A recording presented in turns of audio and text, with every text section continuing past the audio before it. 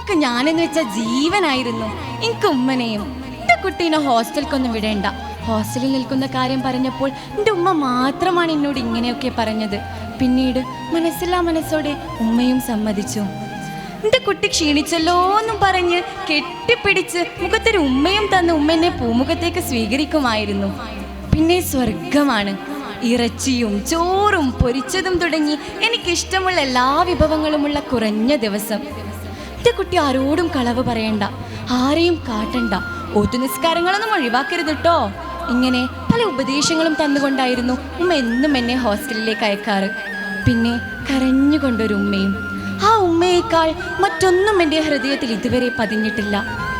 എപ്പോൾ ഹോസ്റ്റലിലേക്ക് പോകുമ്പോഴും ഉമ്മ എൻ്റെ ബാഗ് നിറയെ പല പലഹാരങ്ങളും കൊണ്ട് കുത്തി നിറക്കുമായിരുന്നു. മോൻ അവിടെ പോയി കഴിച്ചോണ്ടി, ഉമ്മച്ചി ബാഗിൽ വെച്ചിക്കണം കേട്ടോ. എത്ര വേണ്ടെന്ന് പറഞ്ഞാലും ഉമ്മ കേൾക്കില്ല.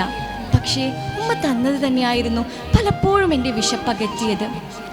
പറയാനൊന്നുമില്ലെങ്കിലും എന്നും വിളിക്കും, മോനെ ഈ എന്തേലും കഴിച്ചോ? ഇങ്ങനെ ചോദിക്കുന്ന ഒരാളെ ഈ ഭൂമിയിലുള്ളൂ, അതെൻ്റെ ഉമ്മയാണ്.